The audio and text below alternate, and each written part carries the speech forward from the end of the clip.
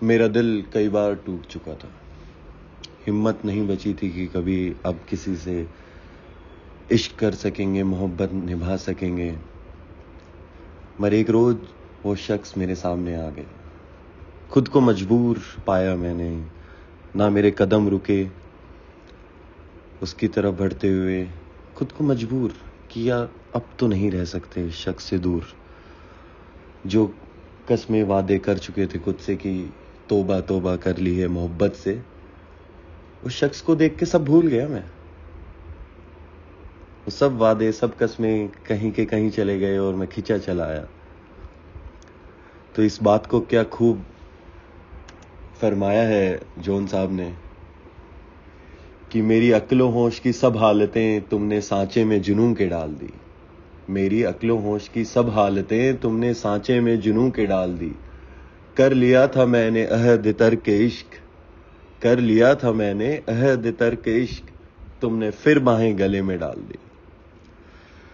तो जॉन भी कुछ जो हाल मैंने महसूस किया कि नहीं, सब देखते ही अक्ल होश सब खत्म हो गया, चला गया और जुनून के सांचे में डाल दिया। बस जुनून सा चढ़ गया कि हाँ, यही वो शख्स है जिससे मैं मोहब्बत करना चाहता हूँ, चाहे मैं कितनी बार हार चुका हूँ।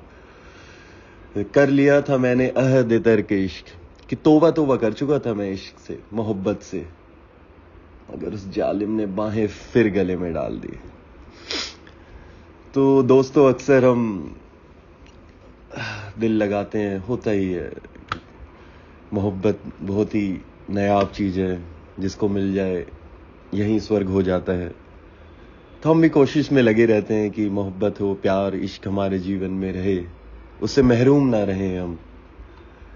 मगर कई बार दिल टूट जाता है, फिर हिम्मत नहीं बचती है, मगर फिर वो हम गलती बार बार करते हैं। करनी भी चाहिए, वो है ही इतनी रूहानी चीज़ कि उसके पीछे आदमी जा सकता है।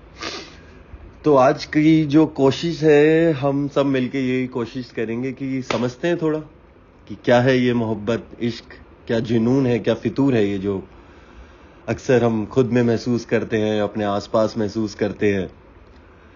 तो पहले एक शेर जो मैंने अभी तक सुनाया था जॉन एलिया का, मेरी अक्लो होश की सब हालतें, उसमें आपने देखा क्या मजबूर महसूस कर रहे हैं कि देखते हैं उस शख्स को और बस उसके पीछे ही खींचे चले आते हैं।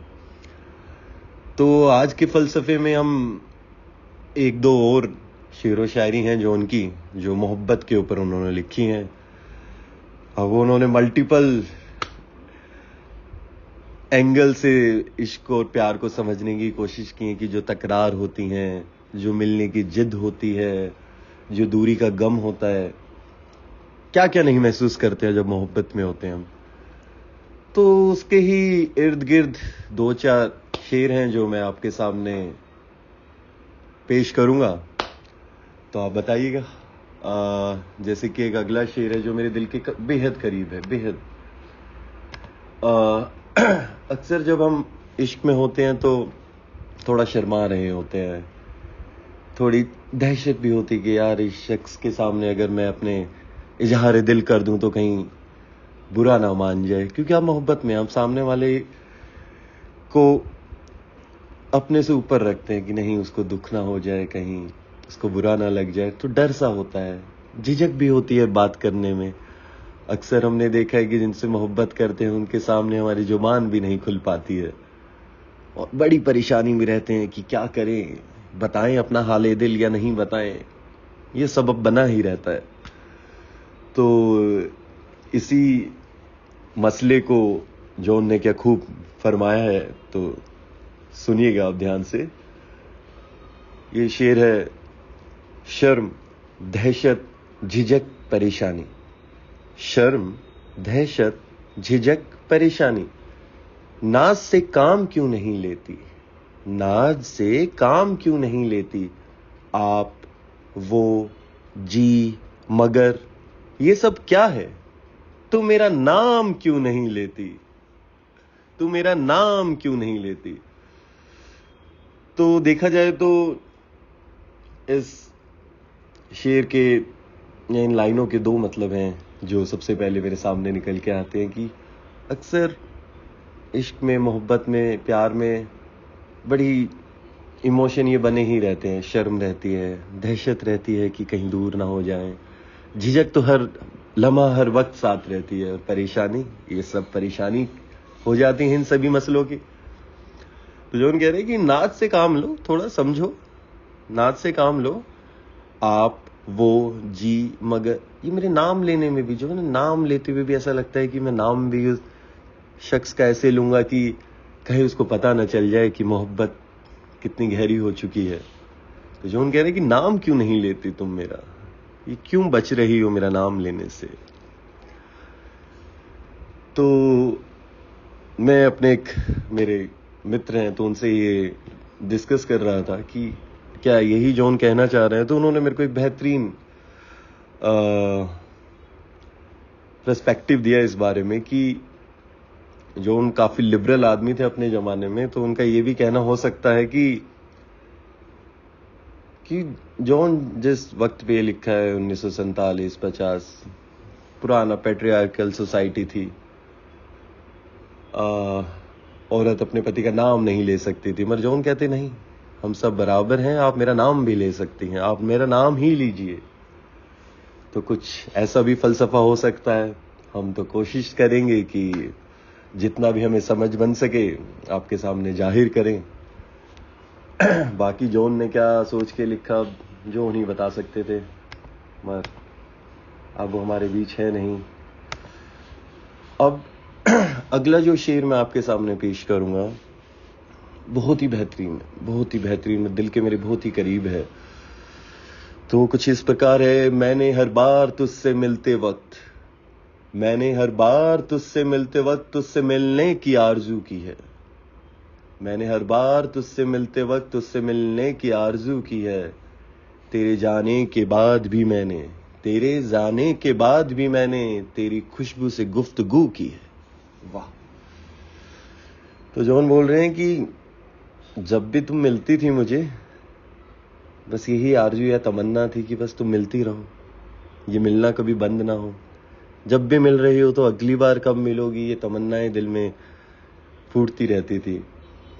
और अगली लाइन में वो कहना चाह रहे हैं, तेरे जाने के बाद भी मैंने, कि जब तुम चली जाती थी ना तो बस तेरी खुशबू से गुफ्तगू, खुशबू यहाँ पे प्रेमी की बातें, उनको याद करना, उनको याद कर करके ही समय निकल जाता। गुफ्तगू होती है बातचीत। तो तेरी यादों के साथ मैं गुफ्तगू करता रहता हूँ जब तुम नहीं होती हो, बातें करता रहता हूँ कि वो ऐसी है, वो कैसी है, सबसे हसीन, सबसे निराली है। एक इसका एक दूसरा अर्थ भी है, जो वो भी एक प्यार का दूसरा स्टेज है जिसमें महसूस करते हैं ना कि कुछ समय हो चुका होता है हमें मोहब्बत में, तो चीजें कम होने लगती हैं, वैसे मिलते नहीं हैं जैसे हम शुरुआत में मिलते हैं। तो इस बारे में भी इस जो शेर को हम उस तरीके से भी देख सकते हैं, तो देखने वाले की दृष्टि में है कि मैंने हर बार तुझसे मिलते वक्त तुझसे मिलने की आरजू की है। तो शायद जॉन ये यहाँ पे ये भी कह रहे हो कि हम जब भी मिल रहे थे तो बस मिल रहे थे, कभी मिल नहीं पा रहे थे, वो बातें नहीं हो रही थी। बस होता है एक वो स्टेज में हम पहुंच जाते हैं कि मिलते तो जरूर है मगर वो दिल नहीं मिल रहे हैं, वो दूरी बनी रहती है, सब कुछ साथ होते हुए भी वो एक साथ महसूस नहीं करते हैं। तो शायद जॉन उस बारे में भी यहाँ चर्चा कर रहे हो, या तेरे जाने के बाद भी मैंने तेरी खुशबू से गुफ्तगू की है। तो जॉन कह रहे हैं कि तुम चली जाती हो तभी मैं तुम्हारी यादों से बात कर पाता हूं, वही मेरी असली बातें हैं कि वो ऐसी है कैसी है। तो आगे बढ़ते हुए हम अगले शेर पे आएंगे, मैं ज्यादा समय नहीं लूंगा। अक्सर जब हम मोहब्बत में होते हैं तो हमें लगता है कि यही जीवन भर रहेगा, और कुछ ख्याल है, जो एक डर है जो हम सबके बीच में होता है कि ये जो इतना खुशनुमा माहौल है ये कल रहे ना रहे, ये डर हमारे सबके बीच में होता है, मगर हम कभी इजहार नहीं कर पाते हैं इस बात का। मगर जॉन ने क्या खूब पेश किया है, कितनी दिलकश हो तुम, कितना दिलजू हूं मैं, कितनी दिलकश हो तुम, कितना दिलजू हूं मैं, क्या सितम है कि हम लोग मर जाएंगे। मतलब ये बात हम अक्सर अपने आप से कहने में भी कतराते हैं कि ये जो सबब है, ये इतना बढ़िया समय चल रहा है कि कितनी दिलकश हो तुम यार, कितनी प्यारी, कि तुम्हें देख देख के दिन कट जाए। कितना दिलजू हूं मैं, दिलजू पागल हूं मैं तुम्हारे प्यार में। मगर क्या सितम है कि ये भी एक सितम होगा हमारे ऊपर कि हम लोग मर जाएंगे। तो दोस्तों, आज की इस कोशिश को हम यहीं विराम देंगे। मोहब्बत के कुछ अफसाने कैसे कैसे हम महसूस करते हैं, उसके ऊपर आज हमने चर्चा की। आप भी जरूर बताइएगा कमेंट सेक्शन में कि आपको सबसे अच्छा कौन सा शेर लगा, या फिर आप जरूर कमेंट करके बताएं कि आपके दिल के करीब सबसे करीब कौन सा शेर है जो आपको मोहब्बत से कनेक्ट करवाता है। इसी के साथ आज आपसे इजाजत लेंगे। अगली बार तक के लिए ध्यान रखें अपना, अपने आसपास का, और मोहब्बत करते रहिए।